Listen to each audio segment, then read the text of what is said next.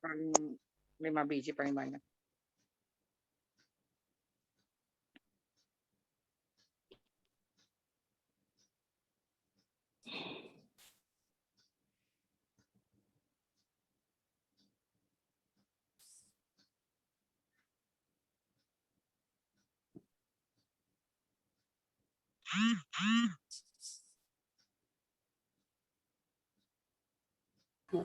Oke, makasih.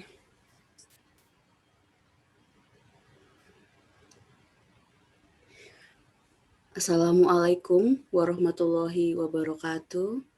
Waalaikumsalam warahmatullahi wabarakatuh. Bismillahirrahmanirrahim. Saya akan memulai kajian hari ini. Assalamualaikum warahmatullahi wabarakatuh. Alhamdulillahirabbil alamin. Wassalatu wassalamu ala asrofil anbiya'i wa mursalin. Wa ala alihi wa sobihi ajmain. Raditu billahi robba wa bil islami dina wa bi Muhammadin sallallahu alaihi wasallam nabiyya wa rasulah amma ba'du. Yang kami hormati Ketua Umum PUMG SMP Lab School Jakarta, Ibu Ayu Novianti. Yang kami hormati Ketua Umum PUMG SMA Lab School Jakarta, Bapak Bimo. Yang sangat kami hormati dan sayangi penyampai tausiah Ustazah Aini Aryani LC. Yang kami hormati pengurus PUMG SMP dan SMA Lab School Jakarta dan peserta kajian yang berbahagia. Puji syukur kehadirat Allah Subhanahu wa Ta'ala, karena karunia-Nya lah kita semua masih diberikan nikmat kesehatan, nikmat kesempatan, dan nikmat keimanan. Sehingga pada hari ini, Selasa tanggal 27 April 2021, kita dapat bertatap muka secara virtual di ruang Zoom ini dalam rangka kajian bulanan yang merupakan program kerja Rohis PUMG SMP dan SMA Lab School Jakarta. Sholawat dan salam kita curahkan kepada Nabi Allah Muhammad Sallallahu Alaihi Wasallam beserta keluarga, sahabat, dan para tabi'in. Semoga kita semua termasuk umatnya yang mendapatkan syafaatnya di hari akhir kelak. Amin. Selaku pembawa acara, izinkanlah kami untuk membacakan susunan acara pada kajian pagi hari ini, yaitu sebagai berikut. Yang pertama, pembukaan. Yang kedua, sambutan pembukaan. Yang ketiga, tausiah. Keempat, sambutan penutup. Dan kelima, penutup. Demikianlah rangkaian acara pagi hari ini. Sebelum kita masuk ke acara berikutnya, marilah kita bersama-sama membaca basmalah. Bismillahirrohmanirrohim.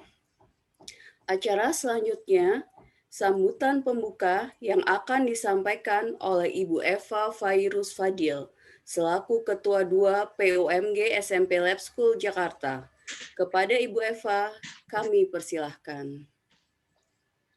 Terima kasih Mbak Laksmi. Mohon izin semuanya. Assalamualaikum warahmatullahi wabarakatuh. Waalaikumsalam warahmatullahi wabarakatuh. Alhamdulillahirabbil alamin wa bihi nasta'in ala umuri dunya waddin. Wassalatu wassalamu ala asrofil anbiya'i wal mursalin wa ala alihi wa ashabihi ajmain amma ba'du. Kepada yang terhormat Ketua PUMG SMP Lab School Jakarta, Ibu Ayu Novianti. Kepada yang terhormat Ketua Umum PUMG SMA, Bapak Bimo Sasongko, yang terhormat Ibu Ustazah Aini Aryani, serta Bapak Ibu PUMG SMP SMA Lab School Jakarta, serta peserta kajian yang dimuliakan Allah Subhanahu wa Ta'ala. Pertama-tama, marilah kita panjatkan puji syukur kehadirat Allah, yang mana hari ini kita dapat berkumpul pada kajian online pada pagi hari ini menjelang siang. Salawat dan salam semoga senantiasa dilimpahkan kepada junjungan Nabi besar kita Muhammad SAW beserta keluarga dan para sahabatnya. Terima kasih kami ucapkan kepada Ustazah Aini yang berkenan hadir memberikan kajian pada pagi hari ini. Semoga apa yang diberikan pada hari ini dapat kita terapkan tidak hanya di bulan Ramadan saja, tapi bisa diterapkan di bulan-bulan berikutnya. Terakhir, kami sampaikan terima kasih kepada seluruh teman-teman POMG atas kontribusinya hari ini. Semoga menjadi ladang amal kita semua dan insya Allah dicatat sebagai pahala oleh Allah Subhanahu Wa Taala. Demikian, hadanallahu wa iyyakum ajmain. Wassalamualaikum warahmatullahi wabarakatuh. Waalaikumsalam warahmatullahi wabarakatuh. Terima kasih kepada Ibu Eva atas sambutannya. Memasuki acara inti, yaitu kajian Islam yang akan disampaikan oleh Ustazah Aini Aryani LC dengan tema Ibadah Terbaik di Bulan Ramadan. Sebelum kajian dimulai, kami akan menyampaikan adab-adab dalam bermajelis, yaitu yang pertama, mohon audio untuk di-mute selama kajian berlangsung. Yang kedua, tanya jawab dilakukan setelah tausiah Ustazah. Yang ketiga, dihimbau untuk menyiapkan alat tulis untuk mencatat sehingga kita dapat menambah ilmu sesuai yang telah disampaikan oleh Ustazah. Demikian, marilah kita simak kajian pada hari ini. Kepada Ustazah Aini Aryani LC, kami persilahkan. Terima kasih Ibu. Bismillahirrahmanirrahim. Assalamualaikum warahmatullahi wabarakatuh. Alhamdulillahirabbil alamin. Shalatu wassalam ala nabiyina Muhammad wa ala alihi wa sahbihi ajma'in wa man tabi'ahum bi ihsan ila yaumiddin amma ba'du. Alhamdulillah di hari ini kita masih bisa ketemu semuanya di sini Ibu-ibu. Mudah-mudahan semuanya dalam keadaan sehat walafiat tanpa kekurangan satu apapun. Hari ini kita akan membahas tentang amalan atau ibadah yang terbaik di bulan Ramadan. Sebetulnya ibadah di bulan Ramadan itu semuanya ibadah terbaik. Selama kita mengerjakannya sesuai dengan aturan-aturan dalam syariat Islam. Semua syarat dan rukunnya hendaklah dipenuhi agar ibadah kita menjadi sah dan diterima oleh Allah Subhanahu wa Ta'ala. Yang paling inti dari ibadah di bulan Ramadan tentu tidak lain tidak bukan adalah puasa itu sendiri. Kalau puasa itu dapat kita lakukan sesuai syarat dan rukunnya, sebaik-baiknya, dan melaksanakan ibadah-ibadah sunnah yang lain sebagai penunjang kualitas ibadah kita, maka insya Allah puasa kita akan menjadi sebaik-baiknya ibadah dan Ramadan kita menjadi sebaik-baiknya Ramadan di tahun ini. Maka izinkan saya untuk menyampaikan beberapa hal.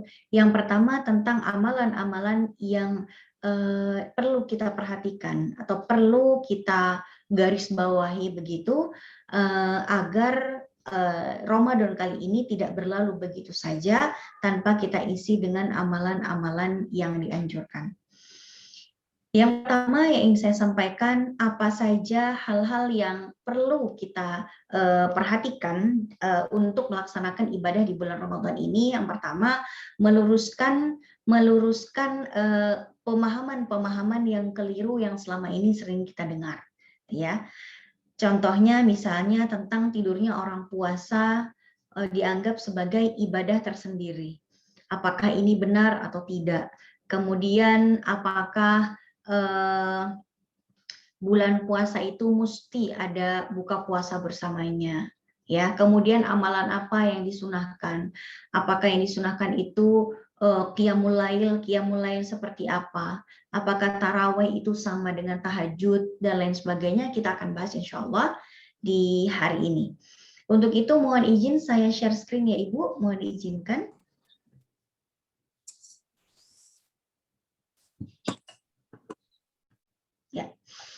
Pertama yang akan kita bahas adalah tentang amalan-amalan yang dianjurkan untuk kita lakukan di bulan Ramadan ini. Agar ibadah puasa kita dan segala macam ibadah-ibadah di dalamnya menjadi ibadah yang terbaik. Apa saja amalan dianjurkan selama Ramadan? Yang pertama adalah mengakhirkan sahur. Bahkan bersahur itu sendiri adalah kesunahan. Tasahharu fa inna fis sahuri barakah. Makanlah sahur karena sesungguhnya di dalam sahur itu ada suatu keberkahan. Lebih utama lagi kalau sahurnya itu dilakukan tidak terlalu jauh dari waktu subuh. Sehingga kalau misalnya waktu subuh kita sekarang itu jam 4:30, maka idealnya ya sahur itu jam 4 atau jam 3:30. Kalau terlalu lama seperti jam 1 atau jam 12, ya memang tetap disunahkan, tetap ada kesunahan, tetap ada nilai pahalanya karena kita meniatkan untuk bersahur. Tapi sahurnya kurang afdol. Yang afdol itu adalah yang hampir masuk ke dalam waktu subuh. Tapi memang kalau sudah masuk waktu subuh, sudah tidak boleh lagi kita makan dan minum. Maka ketika Nabi mengatakan, mazalat ummati fi khairin. Jadi umatku itu berada di dalam kebaikan selama mereka itu akharu as-sahur. Ya. Mereka mengakhirkan sahurnya, wa'ajjalu al-fitr. Dan mereka itu mempercepat buka puasa. Nah, jadi selain mengakhirkan sahur, mempercepat buka puasa.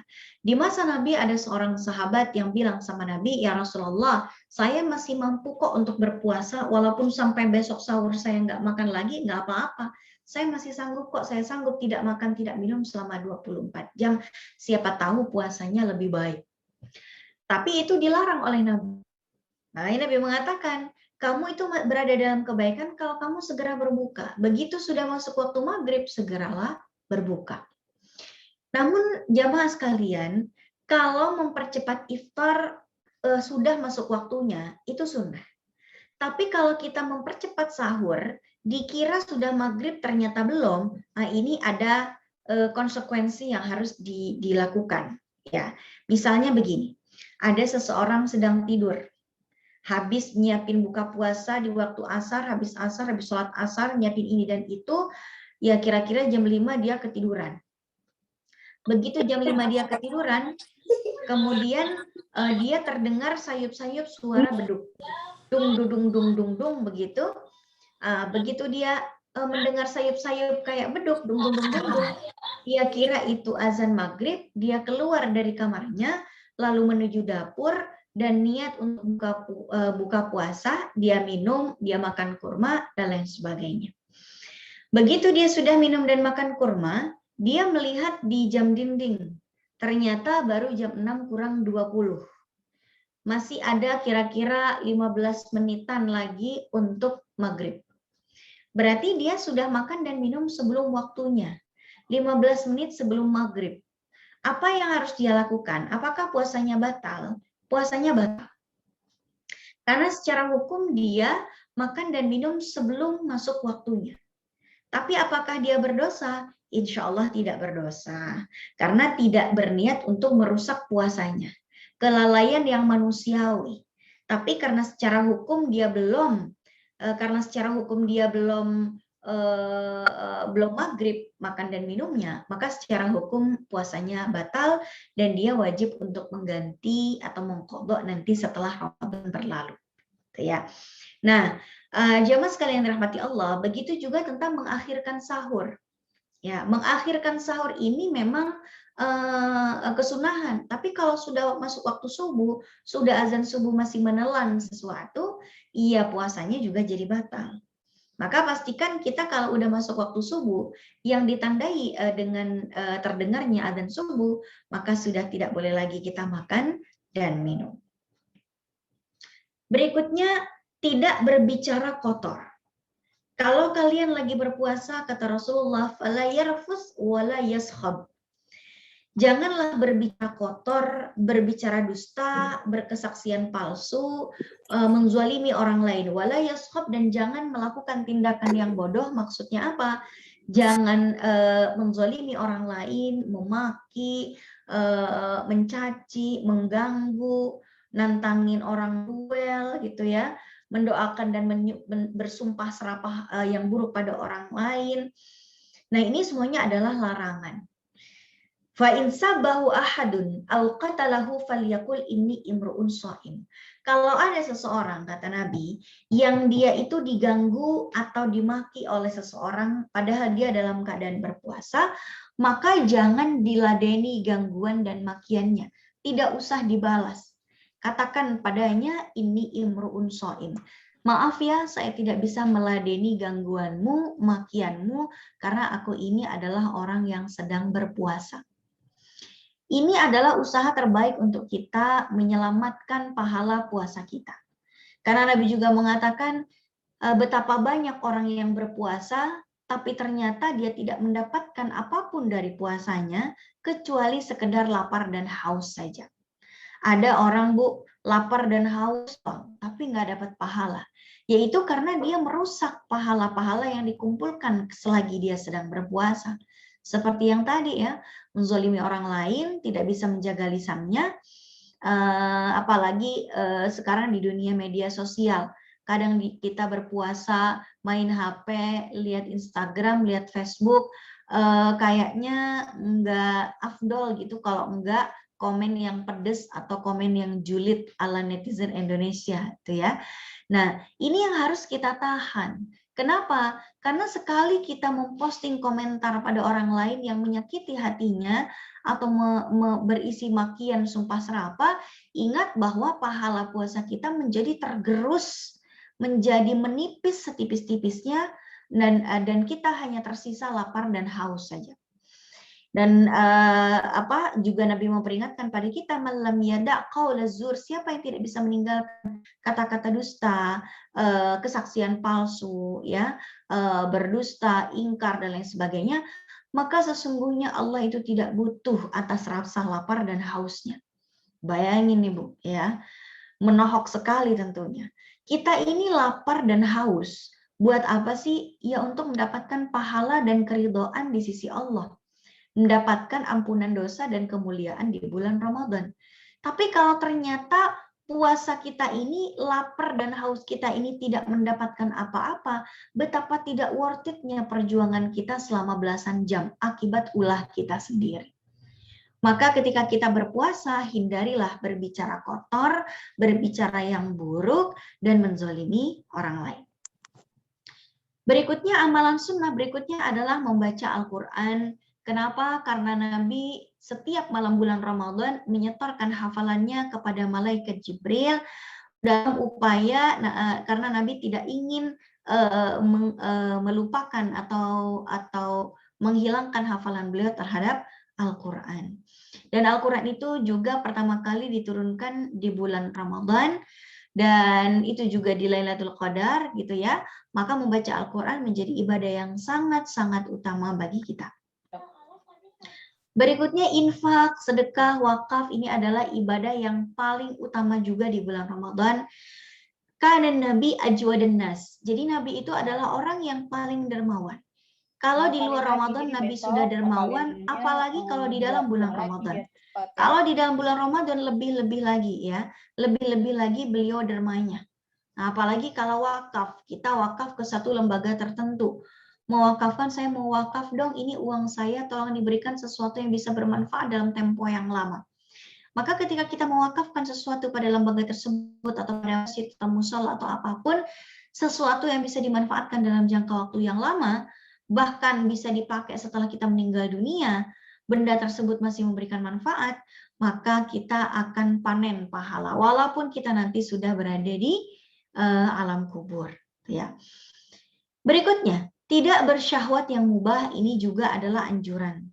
Walaupun kita boleh untuk bercumbu dengan suami, tidak sampai berhubungan badan, tidak sampai batal puasanya. Tapi tidak dianjurkan untuk bercumbu yang mubah, takut kebablasan. Makanya kalau kita bisa menahan diri untuk tidak bercumbu dan lain sebagainya dengan suami, maka kita akan mendapatkan poin tersendiri atau kebaikan tersendiri di bulan Ramadan. Berikutnya, memberikan iftar pada orang yang berpuasa. Man fattara sha'iman kana lahu mithlu ajri fa'ilihi. Kata Nabi, siapa yang memberikan bukaan puasa pada orang yang sedang berpuasa, maka bagi yang memberikan makanan itu mendapat pahala puasa sebagaimana orang yang iftar itu. Jadi jamaah sekalian, misalnya Bu, saya lagi nggak puasa nih hari ini, tapi saya memberi makan orang yang lagi puasa. Misalnya Bu, di sini ada santri-santri nih di rumah Vicky gitu kan. Tinggal saya bilang misalnya, atau misalnya ibu-ibu juga ingin memberikan buka puasa buat mereka juga bisa. Misalnya saya bilang sama mereka, nanti tolong jangan jajan, jangan beli GoFood atau masak, tidak usah ya. Nanti saya akan menyiapkan buka puasa untuk kalian misalnya. Atau ini ada buka puasaan kiriman dari jamaah. Nanti jangan jajan. Nah, kalau mereka memakan makanan yang kita berikan untuk buka puasaannya mereka, maka kita mendapatkan pahala persis seperti yang mereka dapatkan tanpa mengurangi sedikit pun pahala mereka. Jadi kita dapat keloningan pahalanya, gitu ya. Atau misalnya abang-abang driver GoFood ya, kita misalnya beli GoFood nih. Kemudian kita beli satu porsi. Nanti kita bilang sama abang GoFoodnya, Bang, nanti kalau buka puasa jangan jajan ya. Saya udah beli ini 1 porsi buat abang makan. Jadi nanti kalau buka puasa tolong disantap pemberian dari saya. Gitu. Jadi hanya dengan 1 porsi makanan yang kita berikan kepada dia, kalau dia menghilangkan rasa laparnya akibat puasa dengan makanan yang kita berikan, maka kita mendapatkan pahala puasa seperti yang dia dapatkan. Pahalanya dia tuh kayak di-cloning gitu buat kita, tanpa sedikit pun mengurangi pahala dia, dan kita juga mendapatkan pahala persis seperti pahalanya dia. Nah, maka inilah ibadah yang luar biasa di bulan Ramadan. Ternyata kita bisa mendapatkan pahala puasa walaupun kita ditakdirkan tidak bisa berpuasa, entah karena haid, hamil, menyusui dan lain sebagainya. Dan kalau kita mau beriftar, tentu kadang-kadang di beberapa tempat mentang-mentang cuma untuk bagi-bagi, akhirnya budgetnya budgetnya serendah-rendahnya. Buat bagi-bagi ini udahlah nasi sama telur bulat aja separuh sama tempe sepotong gitu ya. Nah, ini kadang ada godaan juga buat kita untuk asal-asalan seperti itu, mentang-mentang bagi-bagi. Iya kalau misalnya itu dimakan sama orang yang kita kasih. Kalau hanya sekedar diambil lauknya dan dibuang nasinya bagaimana? Gitu ya. Maka pastikan kalau kita menyiapkan makanan buka puasa, kita itu memberikan makanan yang udah pasti bakalan dimakan oleh orang yang tersebut. Biar kita betul-betul mendapatkan pahala persis seperti pahala yang dia dapatkan. Berikutnya, kita disunahkan melakukan qiyamul lail. Qiyamul lail itu adalah kita terjaga di malam hari untuk menghidupkan malam, mengisi malam itu dengan banyak ibadah, utamanya ibadah tarawih, tahajud, witir, dan ibadah-ibadah lainnya seperti tilawah, zikir, dan berdoa. Untuk itu saya akan sampaikan beberapa ketentuan sholat tarawih, tahajud, dan witir setelah ini insya Allah. Lalu bagaimana dengan orang yang sedang haid? Selain memberikan iftar untuk orang yang sedang berpuasa, apa saja amalan orang yang sedang haid? Yang pertama, orang yang sedang haid itu bisa menyiapkan sahur untuk keluarga. Ya. Kalau misalnya kita tidak berpuasa, nggak apa-apa. Siapkan saja sahur untuk mereka, insya Allah ada nilai pahalanya di situ. Berikutnya menyiapkan buka puasa, ini juga ya. Kalau suami kita, anak-anak kita berbuka puasa dengan makanan yang kita buat, yang kita siapkan, maka insya Allah kita akan mendapatkan pahala seperti pahala yang mereka dapatkan. Kemudian tidak bicara kotor sama dengan yang tadi. Nah, amalannya wanita haid itu tidak berpuasa dan tidak bertilawah. Kok bisa tidak berpuasa itu jadi amalan tersendiri? Oh iya, karena amalan itu tidak hanya berupa melakukan ibadah, tapi juga meninggalkan ibadah yang dilarang. Kita berpuasa lillahi ta'ala untuk menjalankan perintah agama, kita juga tidak berpuasa lillahi ta'ala untuk meninggalkan larangan yang Allah tidak inginkan. Jadi, Puasa itu haram dilakukan oleh wanita haid. Apa pengertian dari haram? Haram itu pengertiannya mayusabu ala tarkihi wa yu'aqabu ala fi'lihi. Haram itu pengertiannya kalau dikerjakan itu berdosa, kalau tidak dikerjakan justru berpahala. Maka orang yang lagi haid, dia tidak berpuasa, tapi dia mendapatkan pahala seakan dia berpuasa. Ya. Jadi dia mendapatkan pahala dari tidak berpuasanya. Karena apa? Karena dia sedang menjalankan perintah Allah, yaitu meninggalkan larangannya. Begitu juga tilawah. Kita tidak bertilawah, tapi kita berpahala. Kenapa? Karena kita meninggalkan larangan di dalam syariat Islam. Justru kalau kita melakukan, malah berdosa. Betapa ini adalah kemurahan dari Allah. Kita disuruh untuk tidak puasa dulu, tapi kita tetap mendapatkan pahalanya. Berikutnya, infak, sedekah, dan wakaf sama seperti wanita yang tidak haid lainnya. Kemudian tidak bersyahwat yang mubah juga sama tadi. Memberi iftar juga sama tadi. Nah ini dia. Kalau orang yang sedang tidak haid itu bisa berpuas-puas hati bertilawah. Kita yang sedang haid bisa saja melakukan mencari ibadah yang lain yang dibolehkan. Seperti zikir, wirid, istighfar, sholawat, banyak berdoa. Tapi kan itu juga bisa dilakukan oleh orang yang tidak haid. Iya sih, tapi mereka sudah cukup disibukkan dengan mengejar hataman Al-Quran. Mungkin saja mereka tidak sempat bersolawat, tidak terpikir untuk wirid dan istighfar. Sementara kita yang haid, karena tidak disibukkan dengan tilawah, maka kita sibukkan diri kita dengan zikir, wirid, istighfar, banyak berdoa, serta bersolawat pada Rasulullah Sallallahu Alaihi Wasallam. Nah, tadi kita sudah bahas bahwa pahalanya qiyamul lail itu yang terbaik adalah diisi dengan 3 sholat yang paling utama, yaitu tarawih, witir, dan tahajud. Kita simak tentang ketentuan pelaksanaan sholatnya seperti apa. Pertama, sholat sunnah tarawih. Tarawih itu dari kata tarwihatun. Tarwihatun itu artinya istirahat. Secara istilah tarawih itu adalah qiyamus syahri ramadhan masna ala ikhtilafin bainal fuqaha'i fi adadi raka'atiha wa fi ghairi dzalika min masailihi. Salat sunnah yang dilakukan pada malam bulan Ramadan dengan 2 rakaat, di mana para ulama berbeda tentang jumlahnya. Ya. Jadi salat malamnya 2 rakaat salam, tapi jumlah maksimalnya nanti para ulama berbeda pendapat. Nabi sendiri belum pernah melakukan sholat taraweh berjamaah selama 1 bulan full. Yang Nabi lakukan hanya 3 malam saja. Jadi di malam yang pertama Nabi sholat taraweh banyak yang ikut. Kemudian malam yang kedua tambah banyak yang ikut. Malam yang ketiga banyak lagi berbondong-bondong orang yang pada ikut sholat bersama Nabi.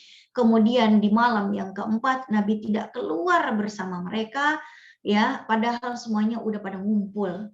Keesokan harinya Rasulullah itu ditanya, apa yang membuat engkau tidak datang ya Rasulullah? Apa kata Nabi? Inni khasyitu an tuftarada alaikum.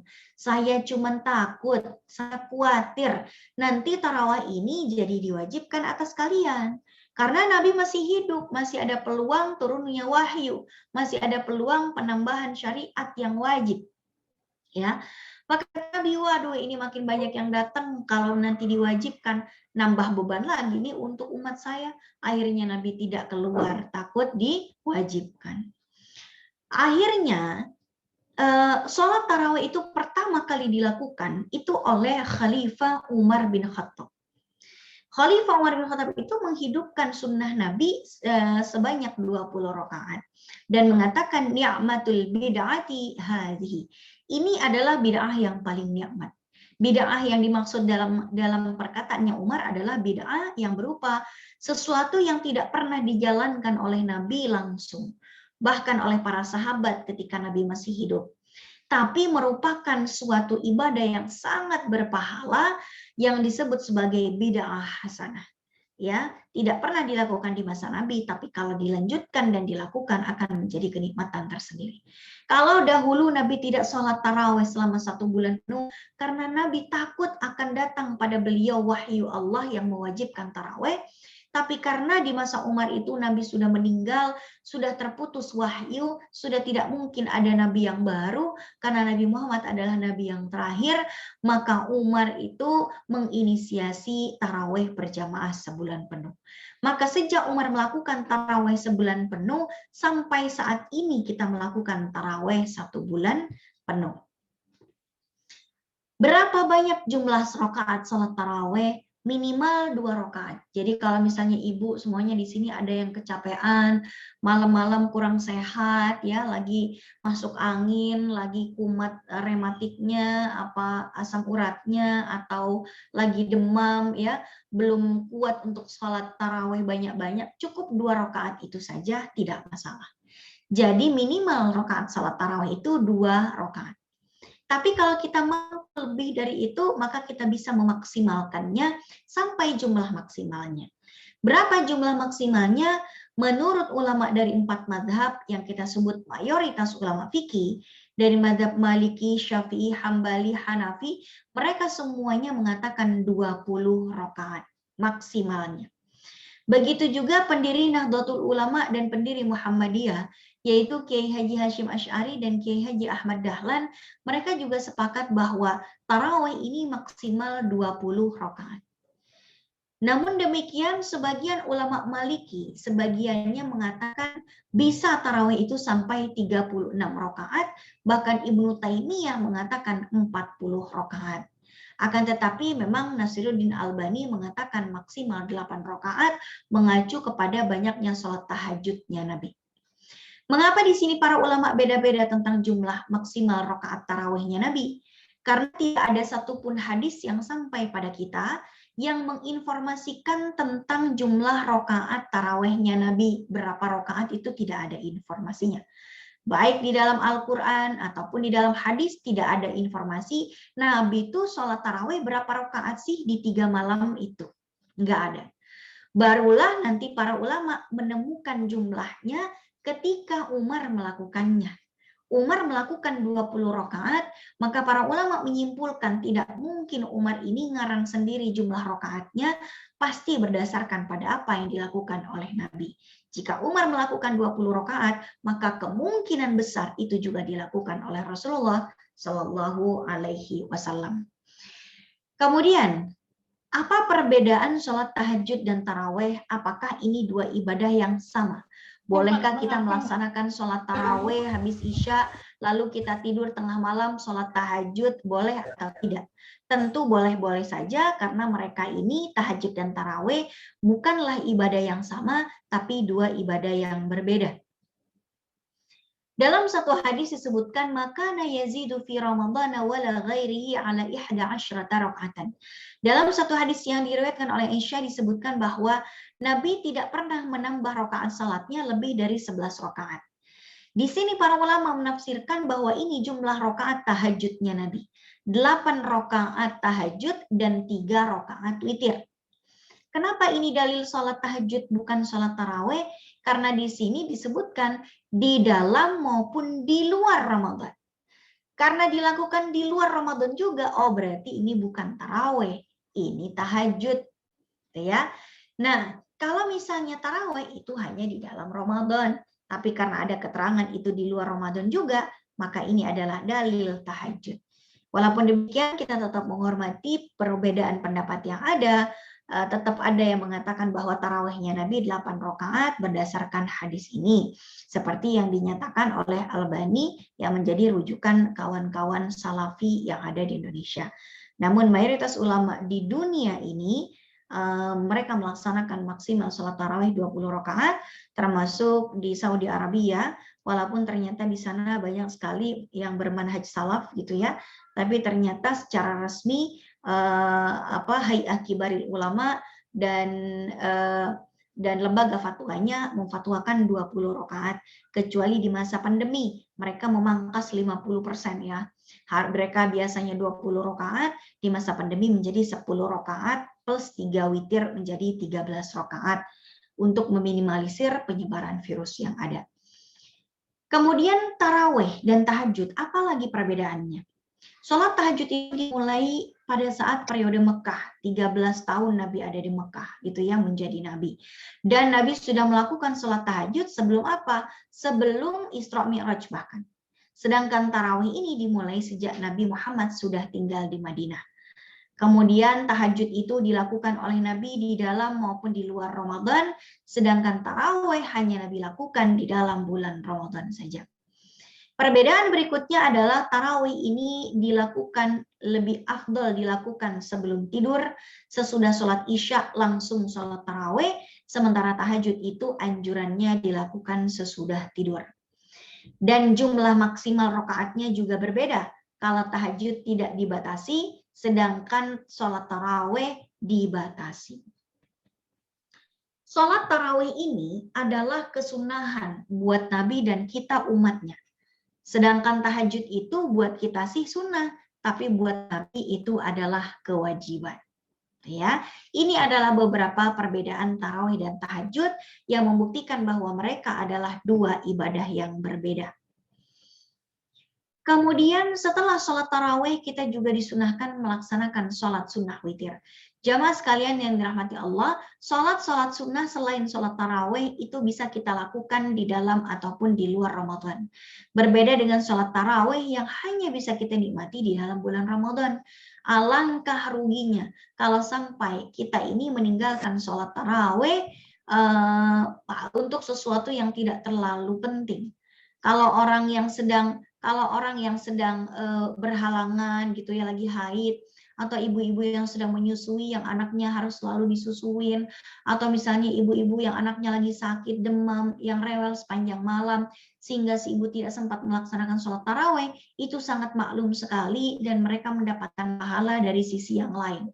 Tapi kalau misalnya tarawih ini kita tinggalkan hanya demi melakukan hal-hal yang tidak terlalu penting, misalnya keliling di mall, dari mall ke mall gitu ya, kemudian nonton drama Korea yang berepisode-episode, ini betapa meruginya. Karena apa? Karena tarawih itu cuma bisa kita nikmati di dalam Ramadan. Witir. Witir itu dari kata al-witru, artinya adalah ganjil. Secara istilah sholat witir itu adalah sholatun tuf'alu ma baina sholatil isya'i wa tulu'il fajri tuhtamu biha sholatul lail. Ya. Sholat yang dikerjakan di antara sholat isya dan sholat subuh yang menjadi penutup dari sholat-sholat malam. Anjurannya seperti itu. Kalau bisa sih witir menjadi penutup. Tapi kalau nggak bisa, ya apa boleh buat, nggak apa-apa dilakukan di awal malam. Innallaha witrun, Allah itu ganjil dan menyukai yang ganjil, maka kerjakanlah sholat witir, wahai ahli Al-Quran. Kemudian dia itu adalah kewajiban bagi Nabi dan kesunahan untuk umatnya. Keutamaannya lagi bahwa al-witru haqqun. Jadi witir itu adalah hak yang harus dipenuhi oleh kita. Orang yang tidak mau melakukan witir bukan bagian dari kami, kata Nabi. Ya, bahkan Nabi mengatakan juga ada yang lebih baik daripada onta merah. Humrin ni'am. Humrin ni'am ini adalah onta merah, onta daging onta khas yang sangat disukai oleh Rasulullah. Favoritnya Nabi, enak banget. Kata Nabi, ada loh yang lebih mantap daripada onta merah. Apa? Yaitu sholat witir. Kemudian waktu pelaksanaannya, fasalluha ma baina sholatil isya ila sholatil fajri. Waktunya itu habis sholat isya, paling cepat habis sholat isya, paling akhir itu sebelum datang waktu subuh. Nah, siapa yang takut nggak bisa bangun di akhir malam, kata Nabi, hendaklah melakukan sholat witir di awal malam. Jadi kalau misalnya kita ibu-ibu dan nanti malam misalnya tidak khawatir nggak bisa bangun melaksanakan sholat tahajud, iya sudah, ya sholat witirlah di awal malam, habis sholat isya langsung witir aja, ya habis sholat isya langsung witir aja. Tapi kalau kita yakin bisa bangun di tengah malam, sebaiknya witirnya malam aja. Jadi habis sholat isya, ba'diyah isya, sholat taraweh, habis sholat taraweh udah selesai. Tidur. Bangun tidur kita melaksanakan sholat tahajud, habis sholat tahajud barulah kita melaksanakan sholat witir. Ini yang paling sempurna. Ya, oke, baik. Kenapa yang paling sempurna? Karena sholat di sepertiga malam yang terakhir itu disaksikan oleh para malaikat dan lebih utama. Witir itu boleh di awal malam, boleh di tengah malam, boleh di akhir malam. Tapi memang yang paling utama dilakukan di akhir malam sebagai penutup semua rangkaian sholat di malam hari. Kemudian jumlah rokaatnya itu minimal 1 rokaat. Ya, minimal 1 rokaat, dan boleh juga 3 rokaat, boleh 5 rokaat, boleh juga 5, 7, 9, ataupun 11 rokaat. Ini yang paling banyak adalah 11 rokaat. Tidak bisa lagi kita sholat witir lebih dari 11 rokaat. Nah, bagaimana kalau kita sudah melaksanakan sholat witir habis sholat taraweh? Apakah di malam harinya kalau kita habis tahajud perlu melakukan sholat witir lagi ya? Habis taraweh udah witir, tengah malam tahajud, witir lagi enggak ya? Nah, maka di sini Nabi menjelaskan la witrani fi lailatin, tidak perlu ada 2 sholat witir di malam hari. Maka Imam Nawawi menjelaskan hadis ini, bila seseorang sudah sholat witir, lalu ingin melakukan sholat sunnah atau sholat yang lainnya, dibolehkan tanpa ada kemakruhan dan tidak perlu mengulangi witirnya lagi. Kenapa tidak perlu ada 2 witir di malam hari? Karena kalau witir itu kan jumlahnya ganjil. Kalau jumlah ganjil witir tambah witir, ganjil tambah ganjil sama dengan genap. Hilanglah keganjilannya menjadi genap, ya. Kemudian pelaksanaan sholat witir itu kesimpulannya adalah waktunya dilakukan setelah sholat isya sebelum subuh. Kemudian yang paling afdal itu adalah di sepertiga malam yang terakhir. Kemudian bacaan surat pendek yang perlu dibaca itu bebas. Apa aja ibu mau baca kulhu, kuliah, ina atau ina, silakan aja gitu ya, nggak ada masalah. Walaupun nanti ada sebagian ulama yang menyunnahkan untuk membaca 3 surat yang paling afdol, yaitu surat Al-Ikhlas, surat Al-Falaq, dan surat An-Nas. Ini yang paling masyhur untuk dibaca pada saat sholat witir 3 rakaat. Tapi kalau ibu mau baca surat yang lain, tentu tidak masalah juga. Berikutnya jumlah rakaatnya itu harus ganjil, ya. Boleh dilakukan 2 + 2 + 2 ditutup dengan 1 rakaat. Bisa juga ibu langsung hajar 3 rakaat atau langsung 5 rakaat, atau kalau perlu 11 rakaat tanpa jeda boleh. Yang penting ibu nggak lupa aja jumlah rakaatnya. Kalau lupa, udah deh, susah ya. Tidak boleh 2 witir dalam 1 malam, dan sebaiknya menjadi penutup ibadah di malam hari. Jadi kalau masih mau tahajud silahkan, tapi kalau tidak ya sudah, habis sholat taraweh langsung witir saja. Ibu MC masih ada waktu Kak untuk menjelaskan materi atau sudah waktunya dibuka tanya jawab? Saya ikut saja. Masih ada waktu Ustazah, persilahkan. Masih ada ya? Ya. Sampai jam berapa Bu? Saya boleh menutup materinya? Maksudnya dibuka tanya jawabnya nanti jam berapa? Kalau total waktu sampai jam 10.20, jam 11.20. Jadi mungkin sebelum itu sesi tanya jawabnya mungkin sekitar jam 11.10 kali ya Ustazah. Oke, baik. Terima Berarti kasih. tanya jawabnya berarti 10 menit ya? Oh, boleh lebih juga nggak Ustazah? Bisa baik. disesuaikan. Bisa Makasih. diatur ya Bu ya. Ya. Baik. Nih, ada beberapa hal yang perlu kita bahas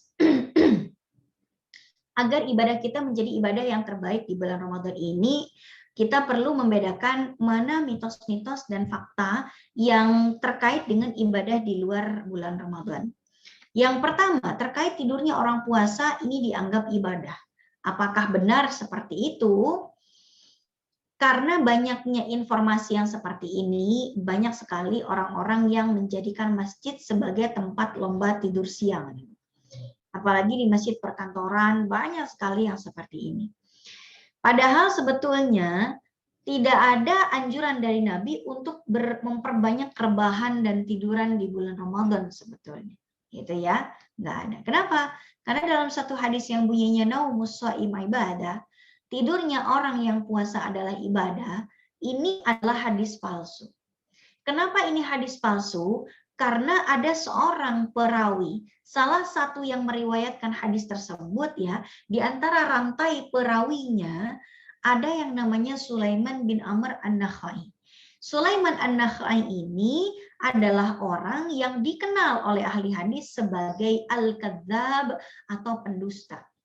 Maka hadis-hadis yang diriwayatkan oleh Sulaiman bin Amr An-Nakhai ini kebanyakannya sih hadisnya bermasalah, bahkan hadis palsu. Makanya Imam Baihaqi, Imam Ahmad, Imam Yahya, Imam bin Adi, Imam Al-Iraqi mengatakan dia itu pendusta. Imam Bukhari sih tidak sampai mengatakan hadis itu hadis palsu. Tapi dia adalah hadis dhaif jiddan. Hadis yang sangat-sangat lemah sekali. Ya, tapi kalau Imam Bukhari udah bilang hadis dhaif sekali, biasanya sih konotasinya palsu, gitu ya. Nah, karena dia adalah hadis yang palsu, maka dia tidak bisa menjadi landasan untuk kita memperbanyak tidur, gitu ya. Tidak bisa. Kenapa? Karena Rasulullah sendiri, beliau dan para sahabat justru mencontohkan produktivitas di bulan Ramadan. Tidak ada anjuran malas-malesan. Contohnya, perang besar pertama yang dimenangkan oleh umat Islam itu adalah Perang Badar. Dan itu terjadi di bulan Ramadan. Bayangkan kalau di perang itu, para mujahidin itu, Bu, lebih suka rebahan di dalam tenda. Enggak jadi menang kita Perang Badarnya. Ya. Begitu juga Fathu Makkah. Fathu Makkah itu adalah penaklukan kota Mekah. Penaklukan kota Mekah itu terjadi di bulan Ramadan, di mana Nabi dan para sahabat berperjalanan dari Madinah ke Mekah. Ada yang naik unta, naik kuda, jalan kaki, banyak gitu ya. Bayangkan kalau misalnya di antara mereka ini lebih suka istirahat, dikit-dikit diriin tenda tidur, dikit-dikit diriin tenda tidur, nggak nyampe-nyampe ke Mekah gitu. Ya, artinya produktivitas Nabi dan para sahabat tidak menurun di bulan Ramadan. Dan ternyata negara kita ini juga merdeka di bulan Ramadan. Tanggal 17 Agustus 1945 ternyata jatuhnya di bulan Ramadan.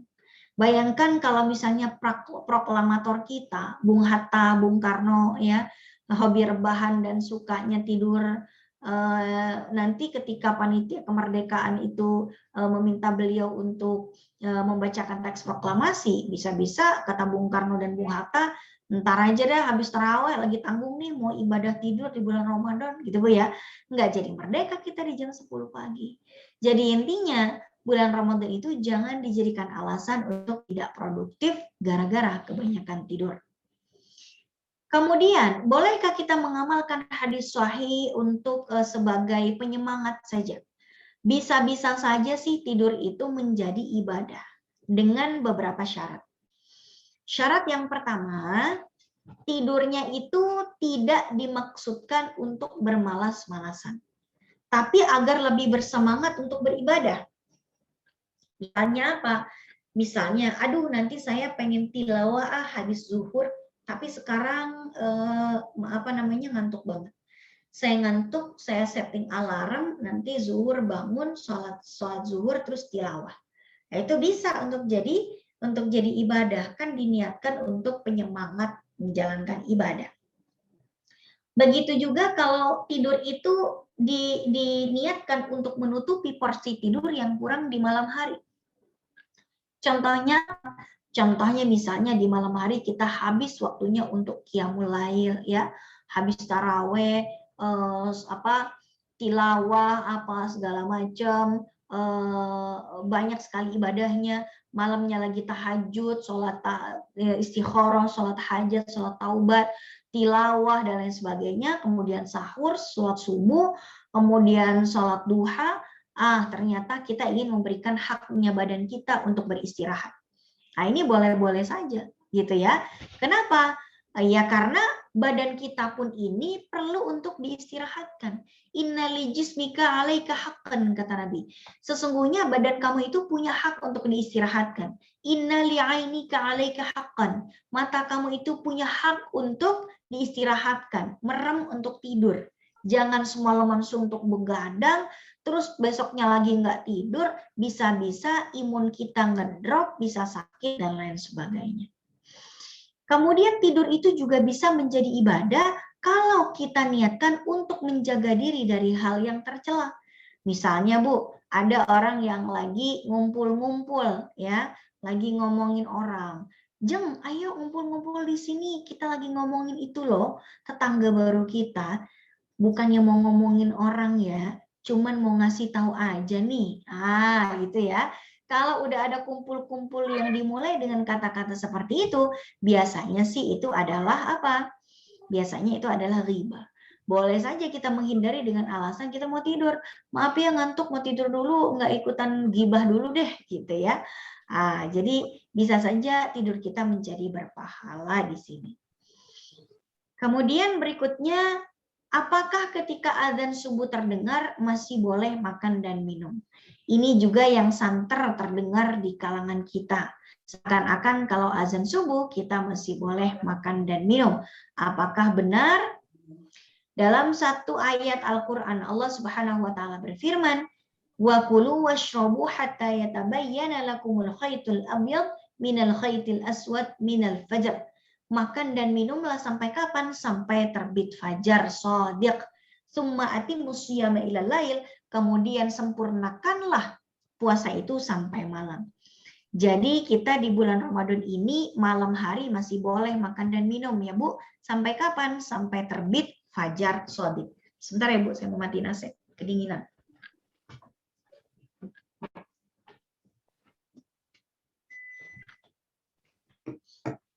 Kemudian, ini artinya dalam ayat ini Allah melarang kita makan dan minum ketika sudah masuk waktu subuh. Ya, makanya para ulama 4 mazhab sepakat kalau sudah masuk waktu subuh udah boleh lagi meneruskan makan dan minum. Imam Nawawi juga mengatakan begitu. Kalau mengunyah makanan saat sahur, terus terdengar azan subuh, wajib dia keluarin kunyahannya, bukannya malah ditelan, gitu ya. Kenapa? Karena waktu subuh udah nggak boleh lagi menelan makanan ataupun minuman. Bagaimana dengan dua hadis ini? Seakan-akan dua hadis ini membolehkan makan dan minum pada saat azan subuh. Benarkah demikian? Ini memang ada satu hadis katanya, kata Nabi, kalau mendengar azan dan kalian belum selesai makan, selesain dulu deh makannya. Ya.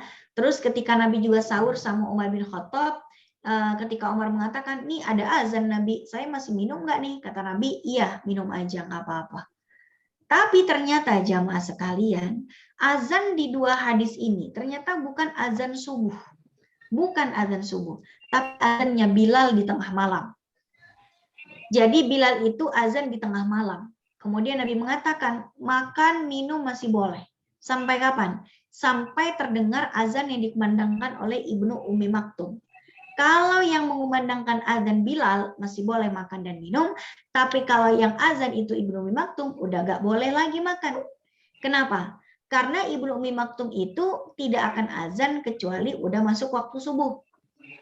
Jadi jamaah sekalian, di masa Nabi itu ada dua azan. Ya, azan yang pertama itu dikumandangkan oleh Bilal bin Rabah untuk bangunin orang-orang. Tapi waktu subuh belum masuk.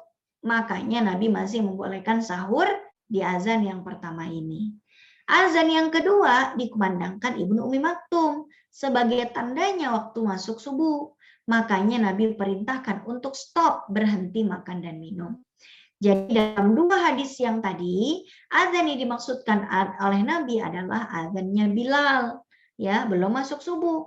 Makanya Nabi masih bolehkan Umar untuk minum karena memang masih malam dan belum subuh. Nah, di Indonesia kita sepertinya tidak menemukan adanya dua azan. Kita hanya menemukan satu azan saja, yaitu azan subuh. Enggak ada azan di tengah malam kalau di Indonesia. Tapi kalau di Arab Saudi ada dua azan. Azan yang pertama itu kira-kira 1 atau 1,5 jam sebelum subuh ya Bu ya. Nah, kalau kita pernah umroh haji di sana, pasti kita tahu ada 2 azan di malam hari. Ketika azan yang pertama itu belum masuk subuh. Dari situlah kita terbangun gitu ya. Biasanya kalau kita nginepnya di Zamzam atau di Marwah, Rotana Marwah, kemudian di mana lagi ya, di sofa gitu kan. Nah, ini kalau misalnya kita nginepnya di situ tuh, itu akan ada azan yang speakernya sampai ke kamar kita. Kita akan terbangun dengan azan yang pertama itu. Siap-siap ke masjid ya. Yang belum sempat sholat tahajud dulu. Yang belum sholat tahajud. Tapi kalau misalnya udah tahajud, udah apa ya, tinggal siap-siap ke masjid mencari tempat yang bagus untuk kita sholat. Belum lagi kalau yang hotelnya jauh dari masjid ya, masih butuh bersiap-siap, ngantri turun pakai lift, jalan kaki apa segala macam, sangat diuntungkan dengan azan yang pertama. Tapi sekali lagi itu belum masuk waktu subuh, cuman bangunin orang doang. Makanya masih boleh makan dan minum. Tapi kalau udah azan yang penanda waktu subuh, sudah tidak boleh lagi untuk makan dan minum. Baik. Target khatam Al-Quran berkali-kali di bulan Ramadan, apakah diperbolehkan? Ini sangat baik, cuman memang speednya, ya kecepatannya ini dalam membaca Al-Quran, kita harus menakar kemampuan diri. Bagi yang bacaan Al-Qurannya udah baik, makharijul hurufnya udah benar, tajwidnya sudah baik, maka silakan dia membaca Al-Quran berkali-kali selama bulan Ramadan, dicepetin nggak ada masalah. Tapi buat yang belum baik bacaan Qurannya, ya tajwidnya belum baik, bacaan panjang pendeknya belum baik, yang dia kejar bukan banyak-banyakan hatam, tapi kualitasnya. Gitu ya. Nah, baca Quran memang bagus, pahalanya berlipat ganda, kita harus pandai mengukur diri. Yang tajwidnya bagus, silakan kecepatan tinggi, yang belum bagus sebaiknya yang dikejar, bukan seberapa sering hatam, tapi seberapa baik kualitas bacaannya. Jangan sampai kita udah capek baca Al-Quran banyak hatamnya dengan kecepatan tinggi, tapi malah justru berdosa karena tidak mengindahkan tartil dan tajwidnya. Jadi hatam berkali-kali itu bukan menjadi tujuan utama. Tujuan utama kita adalah sering-sering baca Quran dengan bacaan yang baik. Kualitas bacaannya. Soal hatam, alhamdulillah, enggak hatam pun minimal kita sudah yakin mendapatkan pahala dari apa yang kita baca. Daripada banyak banget, sering banget hatam. Tapi wah bacaannya tuh cepet banget. Yang panjang dipendekin, yang pendek dipanjangin. Zai sama jim sama, ija jul jilatil, pa ija parok tepang sop gitu ya. Nah, ini yang perlu kita renungkan. Nah, apakah sudah benar yang kita lakukan ataukah ada yang keliru? Baik ibu-ibu sekalian dirahmati Allah, sudah jam 11:05, mungkin sudah waktunya untuk dibuka tanya jawab. Jika nanti tanya jawab sudah selesai dan masih punya waktu, kita bisa lanjutkan materinya. Silakan Ibu. Ya. Baik Ustazah, dari tadi sudah ada beberapa pertanyaan yang masuk lewat WA juga Ustazah, mungkin boleh saya mulai bacakan? Ya, silakan. Ya, untuk yang pertama, mana yang lebih utama, membaca Al-Quran saja dengan target hatam beberapa, kalau dibandingkan dengan membaca Al-Quran dengan artinya? Terima kasih. Membaca Al-Quran tanpa arti pun itu sudah mendatangkan pahala. Karena pengertian dari Al-Quran itu adalah al-muta'abbadu bitilawatihi. Ya, al-muta'abbad bitilawatihi. Baca dengan tajwid yang benar itu sudah berpahala dengan atau tanpa mengetahui artinya. Itu ya. Malah kalau kita cuma baca terjemahan tanpa membaca tafsirnya, itu bisa sampai fatal akibatnya. Kalau sampai kita tergoda menafsirkan sendiri. Misalnya Bu, kita membaca ayat-ayat Al-Quran yang berkaitan dengan hukum fikih misalnya ya. Ayat-ayat Al-Quran berkaitan dengan hukum fikih. Misalnya tentang apa nih? Tentang ayat-ayat tentang khomer. Di situ kan nanti ada tentang khomer, bahwa khomer itu bisa mendatangkan kebaikan, bisa diperjualbelikan ya. Kalau misalnya dibaca dengan artinya lalu kita ambil kesimpulannya sendiri, itu bisa berakibat fatal. Karena kita tidak boleh menafsirkan sendiri, gitu ya. Jadi pilihannya Ibu mau baca Al-Qur'an sekaligus tafsirnya ya, atau Al-Qur'annya saja. Karena kalau baca cuma terjemahannya doang, ini kurang afdol. Karena kita akan tergoda untuk menafsirkan sendiri, dan kalau kita menafsirkan sendiri, akan lebih besar potensi salah tafsirnya. Karena kita belum makomnya, belum belum berada dalam posisi yang boleh untuk menafsirkan Al-Quran, karena kita bukan ahli tafsir. Tapi kalau misalnya tentang kisah-kisah gitu ya, kisah-kisah Nabi Yusuf dan Zulaikha, kisah-kisah Nabi Khidir, kisah-kisah, kalau cuma kisah-kisah dan nasihat-nasihat, tidak perlu penafsiran terlalu dalam. Tapi kalau udah kaitannya dengan hukum-hukum dalam syariat, kaitannya dengan akidah, kaitannya dengan halal haram, kita kalau baca Al-Quran terus nafsirin sendiri, ini bisa fatal akibatnya. Ya. Jadi saran saya pilihannya, kalau ibu mau baca Al-Quran sama artinya, jangan cuma sama artinya, sekalian aja sama tafsirnya. Kalau misalnya belum bisa bahasa Arab, belum bisa baca kitab kuning, baca terjemahannya, tafsir Ibnu Katsir, tafsir At-Tabari, tafsir Jalalain, tafsir Al-Munir, dan tafsir-tafsir lainnya. Tapi kalau misalnya ibu, kalau misalnya kudu baca tafsir mah nanti nggak hatam-hatam, ya udah baca Quran aja. Dibaca aja Al-Qurannya, itu pun ibu sudah mendapatkan pahala. Kalau ibu baca Al-Quran 1 huruf di luar bulan Ramadan, itu dapat 10 kebaikan. Kalau di bulan Ramadan itu bisa berkali-kali lipat kebaikannya. Jadi pilihannya satu di antara dua ya Bu ya. Baca Al-Qur'annya saja itu sudah sangat besar pahalanya. Kemudian kalau enggak, kalau ibu masih punya waktu, silakan baca tafsirnya, bukan terjemahnya. Baik Ustazah, kemudian saya akan bacakan untuk pertanyaan yang di chat room. Sebentar ya Ustazah.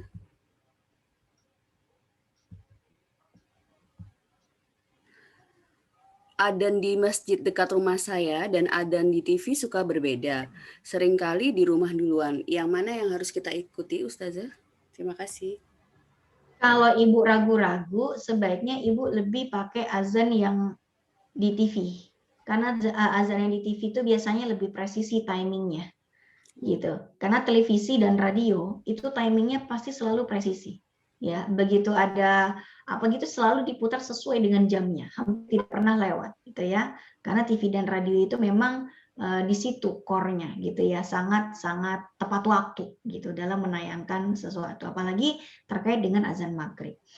Apalagi kalau misalnya azan di rumah itu kecepatan ya, jadi kita pilih yang lebih lambat lah, yang di TV biar lebih selamat gitu kan. Kita lambat 5-10 menit tidak ada masalah, tetap kita mendapatkan kesunahan berbuka puasa dengan segera tetap. Jadi berbuka puasa dengan segera itu maksudnya tidak menunda-nunda entar gitu sampai isya tuh enggak. Jadi kalau misalnya sekedar menunggu 5-10 menit untuk meyakinkan diri udah maghrib apa belum, itu kita tetap mendapatkan kesunahan menyegerakan berbuka. Jadi pilih waktu yang lebih lambat aja Bu, daripada ibu ragu-ragu gitu ya. Karena di masjid bisa saja jamnya menitnya kecepatan, atau di rumah kita juga kecepatan gitu ya. Tapi kalau jamnya televisi sama radio insya Allah presisi. Oh ya, baik Ustazah. Kemudian selanjutnya, apakah murojaah dan menghafal Al-Quran di bulan Ramadan termasuk membaca Al-Quran? Apakah bagaimana Bu? Apakah murojaah dan membaca Al-Quran di bulan Ramadan termasuk membaca Al-Quran? Ini saya juga kurang jelas, maaf Ustaz. Oh, jadi gini Bu, yang disebut dengan tilawah. Ya. Yeah. Tilawah itu artinya apa sih? Tilawah itu artinya melafadzkan Al-Quran dengan lisan kita sampai keluar suara. Itu namanya tilawah. Ya Bu. Jadi ada teks atau tidak ada teks, itu nggak ngaruh dengan pengertian dari tilawah itu sendiri. Imam Syafi'i bisa bertilawah khatam 1-2 kali satu hari tanpa teks, tapi itu namanya tilawah juga.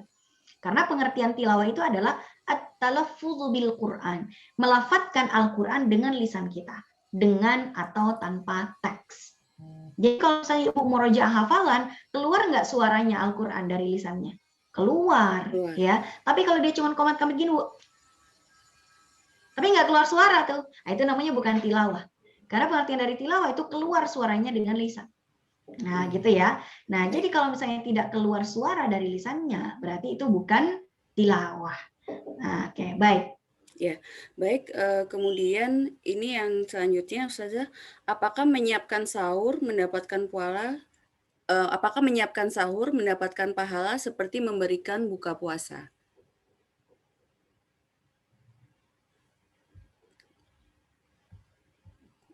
Sebentar ya Bu, sebentar. Oh ya, baik.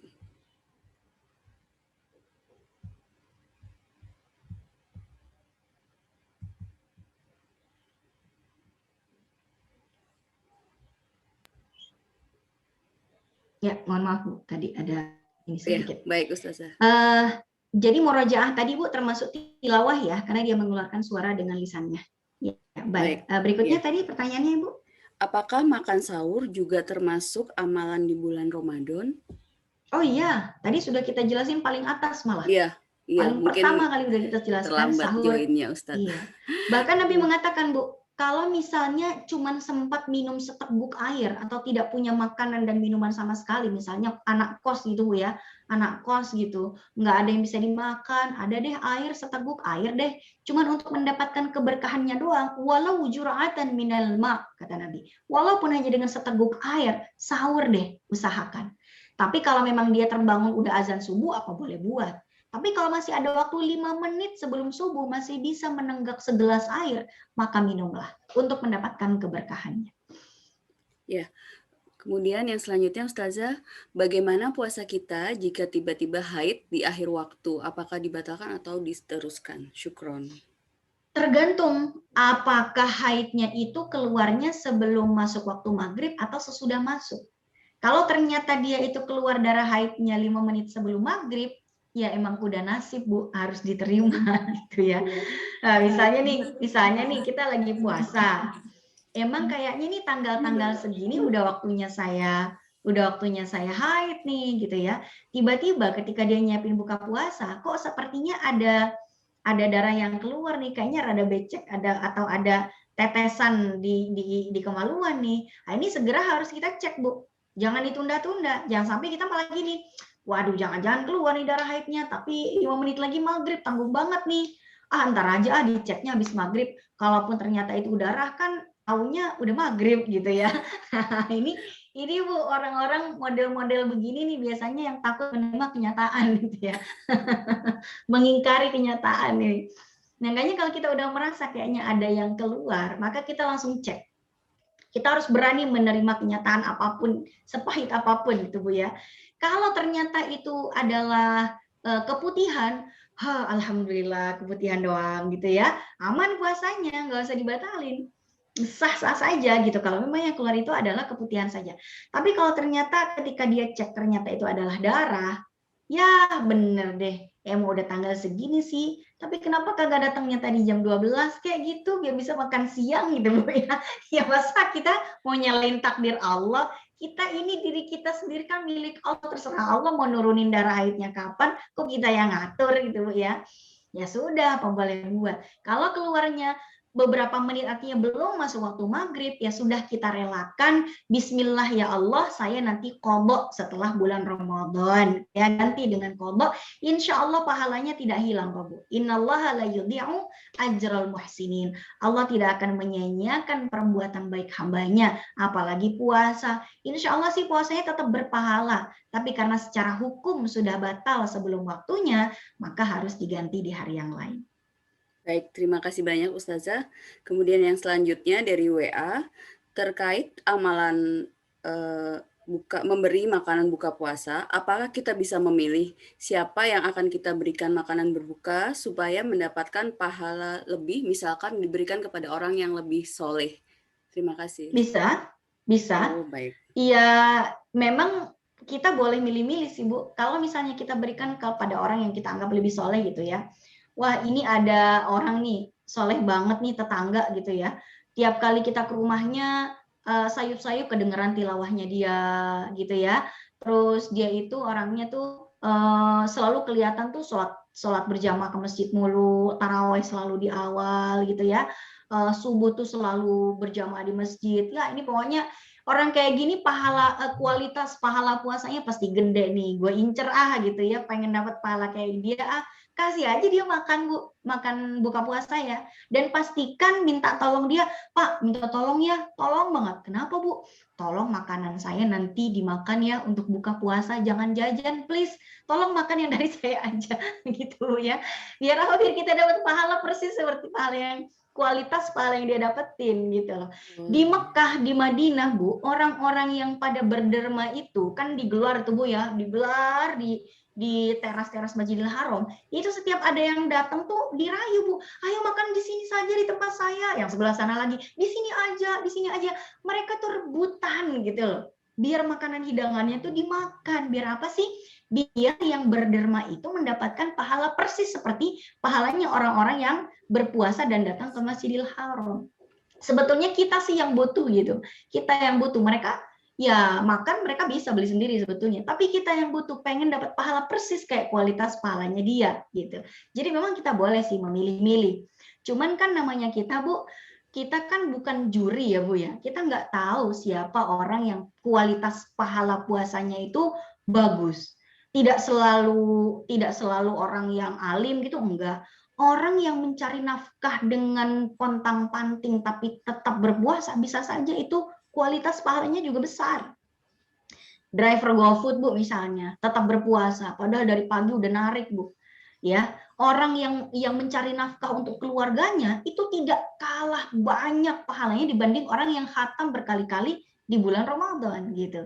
Jadi bisa-bisa aja kita menafkahkan ke driver itu, ke tukang-tukang ojek, atau ke tukang sampah yang dari pagi nyedotin tinja orang gitu ya. Tapi dia tetap berpuasa, Masya Allah. Ini orang-orang yang seperti ini bisa saja juga kualitas pahalanya besar kalau kita kasih buka puasaan ke mereka dan mereka memakan makanan yang kita kasih untuk menghilangkan lapar puasanya, insya Allah kita dapat pahala seperti yang mereka dapatkan. Masya Allah. Ini boleh saya lanjutkan, mungkin masih ada keterkaitan dengan pertanyaan sebelumnya Ustazah. Jadi tadi kan kaitannya dengan memberikan makanan berbuka. Untuk pertanyaannya, apakah ada keutamaan lebih baik memberi orang yang fakir saja atau kepada keluarga atau tetangga kita yang terdekat? Mana yang lebih baik? Jadi gini Bu, urutan prioritas ya kalau kita bilang. Urutan prioritas siapa yang paling afdol untuk kita sedekahi. Pertama, yang paling afdol untuk disedekahi adalah kerabat kita yang kekurangan. Kerabat kita dulu Bu, jangan kita sedekah ke luar negeri, katanya ada bencana di luar negeri, kita ke sono. Ternyata bibi kita sendiri, ponakan kita sendiri nggak makan 2 hari. Nah, itu nggak afdol. Yang paling afdol adalah kerabat kita sendiri yang kekurangan. Ketika kita sudah sedekah, misalnya hari ini saya udah kirim sembako nih sama misalnya kerabat ya, entah itu kerabat dekat secara fisik atau secara nasab ya Bu. Mungkin dia jauh di kampung sana, tapi dia juga kerabat kita, ada hubungan darah. Dan kita tahu itu dari orang-orang, nih anak udah berapa hari nggak punya beras, dia minta-minta mulu beras sama tetangganya. Kita mendengar seperti itu, wah langsung Bu kita kirimin. Ya, minta tolong dong ke keluarga kita di sana, transferin misalnya duit ke mbak kita. Mbak, tolong dong beliin beras buat tetangga kita yang satu itu yang juga kerabat kita, misalnya sepupu kita, ponakan kita. Jadi kerabat kita yang fakir dan miskin itu diutamakan nomor 1. Setelah kita sedekah sama mereka, nomor 2, tetangga kita. Tetangga kita yang fakir, tetangga kita yang miskin itu nomor 2 setelah kerabat. Tuh ya. Kemudian yang ketiga adalah orang-orang alim yang kekurangan, yang telah mendedikasikan dirinya untuk menyebarkan ilmu dan dakwah Islam, tapi mereka berkekurangan dalam kehidupan sehari-hari. Banyak Bu guru-guru ngaji di pelosok sana, Bu, yang mereka hanya digaji dengan beras setiap bulannya. Tapi mereka tidak punya untuk beli lauknya, beli alat masaknya, mereka nggak punya. Orang-orang alim seperti ini itu nomor 3. Ya. Kemudian yang keempat adalah orang-orang terdekat yang kita sayangi, kawan kita, ya. Kemudian siapalah misalnya guru kita, murid kita, pokoknya kenalan kita yang kita kenal. Baru yang kelima orang yang tidak kita kenal, itu baru terakhir. Gitu ya. Kadang-kadang Bu kita melihat di televisi gitu ya, wah ini ada bencana apa segala macam. Yang nomor 1, 2, 3, 4 nggak dikasih, langsung ke nomor 5, ini kurang afdol sebetulnya. Jadi pastikan nomor 1 udah, terus nomor 2 udah, nomor 3 udah, nomor 4 udah, nomor 5 udah. Kalau semuanya rata, ini yang paling ideal untuk kita mencari keafdolan memberikan sedekah. Alhamdulillah, terima kasih Ustazah jawabannya. Izin ini karena MC-nya tiba-tiba keluar. Sinyalnya Iya, kurang silakan. melanjutkan ya Ustazah. Ada pertanyaan berikutnya. Bismillah, tanya Ustazah, kalau sedang dalam keadaan junub, apakah boleh mandi junubnya setelah azan subuh? Sahur dalam keadaan junub. Terima kasih. Iya. Iya, boleh. Sahur itu nggak bisa dilakukan setelah subuh, tapi mandi junub itu bisa dilakukan setelah subuh. Jadi kalau misalnya dia bangun udah jam 4, udah jam 4 lewat gitu ya, bentar lagi nih subuh nih. Mana yang diutamakan, mandi dulu atau sahur dulu? Kalau masih ada waktu buat mandi sebentar biar bagus. Tapi ini udah 10 menit lagi imsak gitu ya. Nah, ya udah nggak apa-apa. Kita sahur aja dulu, entar mandinya habis subuh. Emangnya boleh kita masuk ke dalam waktu puasa? Waktu puasa kan dimulai dari sejak subuh. Apakah boleh kita memulai puasa kita dalam keadaan berhadas besar? Boleh-boleh saja. Itu pun pernah terjadi pada Nabi. Dalam satu hadis yang diriwayatkan oleh Bunda Aisyah radhiyallahu anha, bahwa Nabi itu pernah yusbihu junuban. Pernah bangun di waktu subuh di bulan Ramadan dalam keadaan junub. Malamnya habis berhubungan badan, kemudian Nabi itu tidak mandi, dan kemudian Nabi terbangun di waktu subuh, ya sudah subuh, Nabi belum mandi. Apa yang Nabi lakukan? Yang Nabi lakukan, beliau mandi, kemudian mengimami sholat berjamaah di Masjid Nabawi, dan melanjutkan puasanya sampai maghrib. Kasarnya gini Bu, walaupun dia itu tidak mandi junub sampai maghrib pun, puasanya tetap sah. Tapi berdosa. Dosanya kenapa? Ya berarti kalau dia nggak mandi, dia nggak sholat subuh, nggak sholat zuhur, nggak sholat asar gitu ya. Jadi mandinya itu bukan untuk kepentingan puasanya, tapi untuk kepentingan sholatnya. Biar bisa sholat subuh, itu intinya. Ya, emangnya begitu? Oh iya, kenapa? Karena yang tidak diperbolehkan pada saat puasa adalah melakukan penyebab hadas besar setelah subuh. Penyebabnya apa, Bu? Hubungan badan. Kalau hubungan badannya habis subuh, itu haram. Tapi kalau hubungan badannya sebelum subuh, cuman tinggal mandinya doang yang belum, nggak apa-apa dilakukan sesudah subuh. Sama seperti orang yang habis suci dari haid. Ada orang suci dari haid di malam hari, Bu. Misalnya jam sebelum tidur, dia jam 10 lihat di pembalutnya udah bersih banget. Dicolek dengan kapas, bagian dalam vaginanya juga udah bersih banget. Untuk meyakinkan diri lagi, dia bilang, besoklah saya mau ngecek lagi gitu ya. Begitu jam 2 malam dia bangun, ternyata dicek masih bersih. Ya, dicolek lagi vaginanya dengan tisu atau kapas, masih bersih banget. Nggak ada sisa-sisa darah sama sekali. Tapi dia malas mau mandi jam 2. Aduh, malas banget deh mandi jam 2. Mana water heater lagi rusak gitu ya. Mana lagi hujan dingin banget. Besok saya mau mandi, bukan besok, entar lah saya mau mandi habis sahur. Karena dia terbiasa misalnya bangun jam 3:30.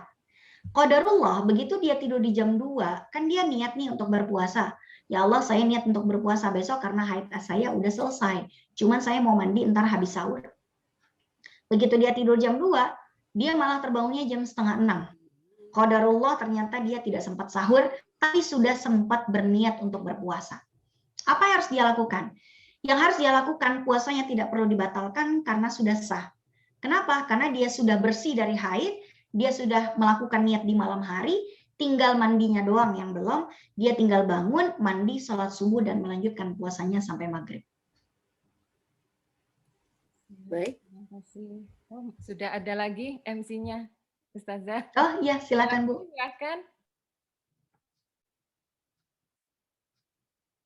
Mbak Laksmi. Oh, keluar lagi, Ustazah. Oh, udah. Maaf tadi ngeheng. Kemudian yang selanjutnya, bagaimanakah sikap yang harus saya lakukan dalam menghadapi suami dan anak-anak yang susah diajak untuk melakukan amalan-amalan di bulan Ramadan ini, seperti membaca Al-Quran sepanjang hari, dan melainkan hanya tidur, setelah sholat tidur lagi. Mohon nasihatnya. Terima kasih. Ya, memang kita tidak bisa memaksa orang lain untuk melakukan hal-hal yang kita inginkan. Tapi setidaknya anak-anak mau puasa sampai maghrib aja itu udah kita apresiasi. Apalagi kalau mereka belum balik dan mereka punya kesadaran untuk berpuasa sampai maghrib. Itu dulu kita apresiasi. Nanti kalau misalnya mereka mau tilawah gitu ya kan Ganci nggak usah seharian juga, mah capek juga ya udah. Kalau gitu gimana kalau habis asar sambil nungguin maghrib kita ngaji. Kalau mereka nggak bisa seharian kan nggak semua orang juga mampu seharian ya Bu ya. Paling kita ya udah deh habis asar. Punten, yang di chat maaf ya, makasih. Ya, baik. Jadi gimana Bu yang di chat? Oh iya, sebentar, ini yang di chat karena saya tadi sempat keluar, saya hilang sebentar, lagi ini dibacakan lagi ya Ustazah. Iya, baik. Kemudian ya intinya tadi untuk yang jawaban yang tadi, anak dan suaminya diajak sesuai dengan kemampuan masing-masing. Karena setiap orang kemampuannya beda-beda, ada yang lemes seharian, ada yang apa. Ya selama setidaknya mereka sudah melakukan puasa, selama mereka tidak melakukan hal-hal yang terlarang, mereka tetap sholat, mereka tidak berkata bohong, tidak melakukan hal-hal yang membatalkan puasa, itu juga yang perlu kita apresiasi. Soal bertilawah seharian atau bagaimana, itu adalah ibadah tambahan. Kalau misalnya mereka tidak bisa seharian, ya mungkin kita bisa ajak sedikit, misalnya tilawahnya habis asar, atau tilawahnya habis subuh, atau misalnya nggak bisa tilawah, nggak bisa diajak tilawah, bisanya apa nih ibadah yang lain? Oh sholat duha bisa, ya udah sholat duha. Oh mereka nggak bisa diajak sholat duha sama tilawah, ibadah yang lain apa nih? Zikir aja sama sholawatan gitu ya. Misalnya anaknya mau main game aja gitu ya. Ya udah main game, tapi sambil mama setelin murotal ya di kamar, gitu kan bisa juga. Jadi kita jangan hanya fokus pada satu jenis ibadah, tapi selagi satu ibadah tersebut gak bisa dilakukan, maka kita bisa cari alternatif ibadah lain yang mungkin mau untuk mereka lakukan. Itu kira-kira. Baik, untuk selanjutnya Ustazah, bagaimana dengan tadarus online per grup? Apakah itu termasuk khatam Quran? Semisal A baca 1 juz sampai 4, kemudian disambung dengan orang yang lain. Nah, baik itu aja Ustaz. Yang kita dapatkan adalah apa yang kita baca. Jadi kalau misalnya kita ke bagian juz 1, ya berarti pahala juz 1 yang kita dapatkan. Bukan apa yang orang baca, gitu ya. Orang membaca, ya pahala dia dapatkan. Misalnya satu grup 30 orang, saya juz 1, ibu juz 2, ya saya dapat pahala juz 1, ibu dapat pahala juz 2. Bukan satu juz Al-Quran yang saya dapatkan. Memang hatam secara kelompok itu bagus untuk saling menyemangati, gitu ya. Karena kadang-kadang ada orang Bu kalau nggak disemangati dengan kelompok nggak mau ngaji sama sekali, akhirnya dia nggak dapat sama sekali. Tapi kalau dari pahalanya bagaimana? Ya pahalanya sesuai dengan apa yang kita dapatkan. Walaisa lil insani illa ma sa'a. Tidaklah seseorang mendapatkan pahala kecuali dari apa yang dia lakukan. Nah, yang kita baca juz berapa nih? Ya itulah yang kita dapatkan. Baik, terima kasih banyak Ustazah. Selanjutnya, untuk wanita yang haid, untuk iktikaf di masjid dengan niatan untuk menghidupkan malam, mendapatkan malam Lailatul Qadar, di mana beliaunya untuk di masjidnya di area yang paling jarang dipakai sholat. Itu bagaimana Ustazah? Iktikaf itu sebetulnya begini Bu. Iktikaf itu salah satu rukun iktikaf itu kan ada 4. Yang pertama ada mu'takif, orang yang sedang iktikaf. Yang kedua ada mu'takaf fihi, tempat untuk beriktikaf yaitu harus berupa masjid. Kemudian yang ketiga harus ada niat beriktikaf. Yang keempat harus ada al-muqsu fil masjid, tinggal di dalam masjid. Bagaimana dengan orang yang lagi haid terus di area di terasnya doang? Kalau itu masih disebut sebagai area masjid, tetap tidak boleh untuk orang yang sedang haid. Jadi memang orang haid memang tidak boleh Bu beriktikaf. Tidak diperbolehkan orang yang haid dan orang yang junub untuk beriktikaf. Ya, jadi mau di terasnya atau di dalamnya itu tetap tidak diperbolehkan. Karena memang syaratnya mu'takif, syaratnya orang yang beriktikaf harus suci dari hadas besar. Dan haid, junub, nifas, itu semuanya hadas besar. Jadi memang tidak sah jika dilakukan oleh yang sedang berhadas besar. Tapi nggak apa-apa Bu, nggak bisa ibadah itikaf, masih bisa ibadah yang lain. Mengantar makanan buat yang lagi itikaf itu kan juga ibadah tersendiri. Iya, baik. Mungkin ini ada kaitannya juga, Ustazah. Jadi kalau untuk wanita haid ikut bangun sahur, meskipun tidak berpuasa tetap mendapatkan pahala ya, Ustazah? Ya, enggak sih, Bu. Maksudnya ini kan sahur kan buat yang puasa. Oh, baik. Iya, baik, Ya, Ustazah. jadi kayak misalnya kita nggak lagi puasa. Kalau kita buka puasa dapat pahala nggak, Bu? Iya, iya dapat pahala nemenin orang buka puasa sih. Gitu. Buat nyemangatin yang lagi puasa, dapat. Kalau dapatnya pokoknya kalau ada niatan baik pasti dapat. Cuman pahalanya dari mana nih datangnya gitu kan? Oh, pahalanya datang dari nemenin orang buka, nemenin orang sahur gitu ya. Nah, tapi bukan pahala sahur itu sendiri. Oh ya. Selanjutnya ya Ustazah, ini banyak sekali yang masuk.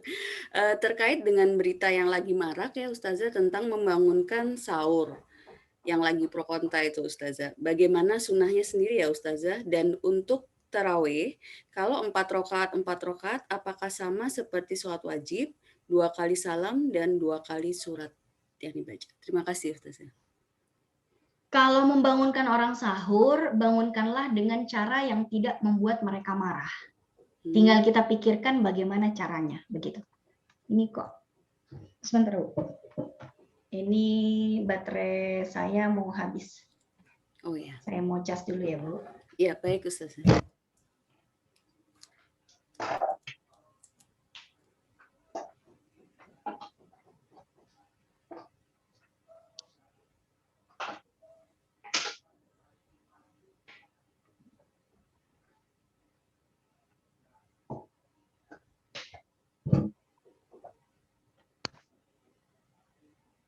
Ya, jadi membangunkan sahur itu misalnya dengan cara pakai toa masjid misalnya. Sahur jam sudah menunjukkan jam 3, bagi yang belum mempersiapkan sahur silakan sahur gitu ya. Misalnya seperti ini nggak ada masalah sebetulnya, tapi kalau nyetel dangdutan misalnya ini jangan ya, apalagi nyetel dangdutannya jam 3 malam. Jam 3 malam itu kan masih banyak orang yang belum sahur, itu masih banyak orang yang pada qiyamul lail, orang tahajudan jadi nggak khusyuk gitu ya.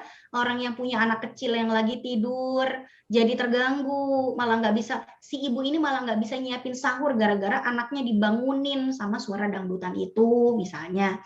Jadi carilah cara membangunkan orang sahur dengan cara yang tidak membuat orang itu marah, yang sekiranya orang yang dibangunkan itu ridho kita bangunin ya, sebagaimana anak kita Bu gitu ya, anak diguyur pakai air segayung bangun nih, tapi bangunnya dalam keadaan marah, tidak ikhlas dia dibangunkan dengan cara seperti itu. Maka carilah cara yang membuat kita mendapatkan pahala, ya, mendapatkan pahala juga, tapi tidak menyakiti dan menzolimi orang lain. Gitu kira-kira. Baik, terima kasih banyak Ustazah. Oh ya, untuk selanjutnya kita kan tahu untuk keutamaan memberi makan orang yang sedang berbuka puasa. Bagaimana dengan pahala untuk memberi makan orang yang sahur, Ustazah? Ya, memberi makan orang yang sahur itu sebetulnya tidak secara eksplisit disampaikan oleh Rasulullah SAW. Tapi pahalanya tetap berpahala. Berpahala memberikan sedekah, sebagaimana sedekah biasa, ya. Sebagaimana kita memberikan hadiah pada orang lain, memberikan hadiah makanan pada orang lain, ya, memberikan parsel lebaran, gitu ya, memberikan ini dan itu, ya sama-sama berpahala. Tapi kalau kita lihat dari apa yang disampaikan oleh Nabi yang secara spesifik, itu adalah memberikan buka puasa. Karena yang lebih butuh makan itu adalah orang yang ingin berbuka puasa. Karena kalau misalnya sahur, orang nggak sahur, itu masih banyak yang mampu puasa. Tapi kalau orang yang lagi berpuasa, sangat amat butuh dengan bukaan puasa. Karena kalau sampai dia mau buka puasa aja nggak ada makanan, dia bisa pingsan gitu ya, bisa keteteran gitu kira-kira. Jadi memang memberikan sahur itu tetap berpahala tentunya, apalagi itu di bulan Ramadan, apalagi itu berupa makanan ya. Tapi tentu derajatnya tidak bisa kita samakan dengan memberi buka puasa. Ya, baik, terima kasih banyak Ustazah. Kemudian yang selanjutnya untuk kaitannya dengan haid lagi nih Ustazah. Kalau tidak merasakan apa-apa, Tetapi setelah berbuka, buang air kecil lalu berwudu ternyata haid. Kalau seperti itu, apakah dapat puasanya atau tidak ya Ustazah? Ketika azhar belum keluar sama sekali, bahkan tidak ada flek. Ya, kalau misalnya tidak merasakan apa-apa, lalu kemudian setelah maghrib kita cek di celana, ternyata ada haid setelah lagi mau sholat maghrib nih, kok ada haid? Nah, di sini kita tinggal mengira-ngira, Bu. Ngira-ngiranya apa? Kalau darahnya masih basah, ini kemungkinan baru keluar. Tapi kalau darahnya udah kering, bisa saja dia sudah keluar 10 menitan yang lalu, ya. Nah, kita bisa mengira-ngira sendiri. Kalau misalnya ternyata darahnya udah kering dari tadi, maka sebaiknya diqadha saja. Khawatir darahnya udah keluar dari tadi. Tapi kalau darahnya masih basah, dan dari itu ibu yakin bahwa darahnya baru keluar setelah maghrib, maka tidak perlu ibu mengqadha puasanya, karena memang puasanya sudah sah dan darahnya ibu yakini keluar setelah maghrib. Oh baik.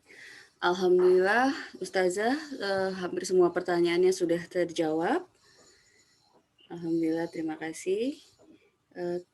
Kemudian untuk selanjutnya, kita masukin acara berikutnya.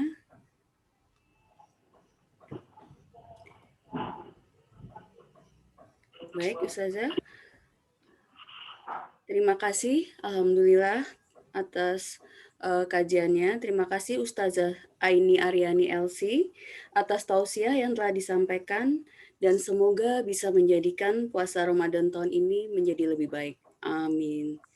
Selanjutnya, sambutan penutup dari Ketua PUMG SMA Lab School yang akan disampaikan oleh Ibu Yanti Kurdi. Kepada Ibu Yanti Kurdi, kami persilahkan. Baik, terima kasih.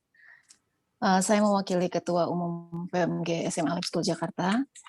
Bismillahirrahmanirrahim. Assalamualaikum warahmatullahi wabarakatuh. Waalaikumsalam warahmatullahi wabarakatuh. Ya. Alhamdulillah telah kita dengarkan bersama-sama kajian online kita pada siang hari ini, ibadah terbaik di bulan Ramadan yang telah disampaikan oleh Ustazah Aini Aryani LC dengan sangat lengkap dan paparan ilmunya yang tentunya sangat bermanfaat bagi kita. Terima kasih Ustazah, barakallah. Intinya ada beberapa poin yang tadi sempat saya catat dan notis untuk diri saya sendiri, terutama terkait amalan-amalan sunnah dan ibadah selama Ramadan, yaitu mengakhirkan sahur, mempercepat iftar, tidak bicara kotor, membaca Al-Quran, infak, sedekah, dan wakaf, tidak bersyahwat yang mubah, memberi iftar, dan melakukan qiyamul lail dan ibadah-ibadah lainnya. Maaf. Semoga amalan-amalan sunnah tersebut dapat terus kita terapkan di sisa Ramadan ini, sehingga akan menjadi sebaik-baiknya ibadah, sebaik-baiknya amalan, dan sebaik-baiknya Ramadan kita. Amin ya Rabbal Alamin. Terima kasih juga atas nama PUMG kami mengucapkan terima kasih kepada Rohis PUMG SMA Lab School Jakarta dan PUMG SMP Lab School Jakarta di bawah koordinasi Ibu Windy dan Ibu Anis beserta seluruh jajarannya yang telah mempersiapkan kajian online pada hari ini. Terima kasih juga kepada seluruh jamaah yang telah menyempatkan hadir di antara berbagai kesibukan. Dan tadi kita sama-sama banyak bertanya, banyak sekali pertanyaan kepada Ustazah. Artinya semangat kita untuk menambah ilmu masih cukup tinggi dan insya Allah semua pertanyaan-pertanyaan yang sudah dijawab tadi dapat memberikan manfaat bagi kita semua. Dan insya Allah kita dapat diberikan kesehatan yang baik untuk bisa menyelesaikan dan menyempurnakan ibadah puasa kita di bulan Ramadan. Dan insya Allah bisa bertemu di Ramadan berikutnya. Amin ya Rabbal Alamin. Sekali lagi kami ucapkan terima kasih Ustazah Aini, terima kasih kepada semua jemaah kajian online. Sampai bertemu kembali dengan program-program dari Rohis PUMG SMA dan SMP Lab School Jakarta. Mohon maaf lahir batin, barakallahu fikum buat semuanya. Assalamualaikum warahmatullahi wabarakatuh. Waalaikumsalam warahmatullahi wabarakatuh. Terima kasih kepada Ibu Yanti Kurdi atas sambutannya. Kemudian selanjutnya kita akan memasuki sesi foto ya Ustazah. Dimohon kepada para peserta kajian mungkin untuk bisa dapat membuka kameranya ya. Dipersilahkan.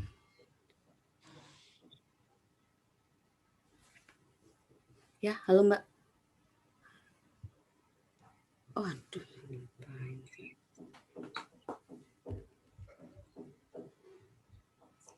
Ya, kita mulai ya semuanya. Bismillahirrahmanirrahim. 1, 2, 3. Ya, Mbak Windy, apakah udah terekam semua? Ya, Mbak. Oh, Setelah sudah. Setelah 2, tapi nggak ada yang nyala ya. Nggak Oh apa-apa. iya, nggak apa-apa. Udah Monggo cukup lanjut, Mbak. atau udah? Sudah cukup, Mbak Windy? Ya, cukup, Mbak. Oh iya, baik. Lanjutkan, Mbak. Alhamdulillah, akhirnya kita sampai di penghujung acara kajian ini. Kami selaku pembawa acara, jika terdapat salah kata ataupun sikap yang tidak berkenan di hati Bapak dan Ibu sekalian, kami memohon maaf yang sebesar-besarnya. Semoga kajian ini dapat memberi manfaat bagi kita semua. Kita tutup majelis ini dengan membaca hamdalah, alhamdulillahirabbil alamin. Alhamdulillahirabbil alamin. Dan doa kafaratul majelis, subhanakallahumma wa bihamdika ashhadu alla ilaha illa anta astaghfiruka wa atubu ilaik. Wabillahi taufik wal hidayah. Wassalamualaikum warahmatullahi wabarakatuh. Waalaikumsalam warahmatullahi wabarakatuh. Terima kasih Ustazah. Terima kasih banyak Ustazah Ayu. Jazakillah Terima khairan. kasih Mbak Ibu Windy, semua. terima kasih. Mbak Anis, Assalamualaikum Mbak Lasmi. semuanya. Terima kasih semuanya. Mbak Windy dan tim, Mbak Terima Anis kasih dan tim. semuanya. Semoga sehat selalu. Amin. Insya Allah bisa ketemu lagi di kajian selanjutnya. Amin. Insya Allah. Setelah Lebaran Maaf ya. lahir dan Amin, batin. amin. Mohon maaf lahir dan batin. Ini Semoga kajian lancar kita. semua. Kajian kita terakhir di Ramadan ya Mbak Windy ya. Ya, kita libur dulu Kita setelah libur dulu. setelah Lebaran ya. Nanti kita Insya Allah Allah. sampai Amin. bertemu Amin. lagi setelah Lebaran. Amin. Terima Amin. kasih semuanya Amin. sudah berjoin untuk Terima kajian hari ini. Semoga kasih Mbak Windy. Terima kasih Mbak Windy. Terima kasih Assalamualaikum. banyak. Terima kasih Mbak Windy, Mbak Pidi, Amin. Mbak Terima Lasmi, kasih Mbak semua. Windy, Mbak Anis, Izin Mbak pamit Femi, ya, Mbak Bapak Silvi. Ibu. Assalamualaikum. Iya, makasih. Izin Mbak Windy, pamit Mbak juga. Windy, Mbak Anis. Pamit semua. Assalamualaikum. Waalaikumsalam.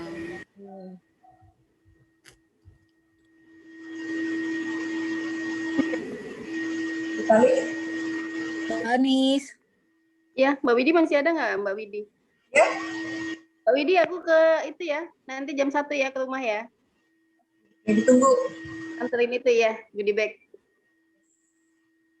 Terima kasih Mbak Anis. Ya, Mbak Windy, Teh Silvi. Waalaikumsalam. Pak.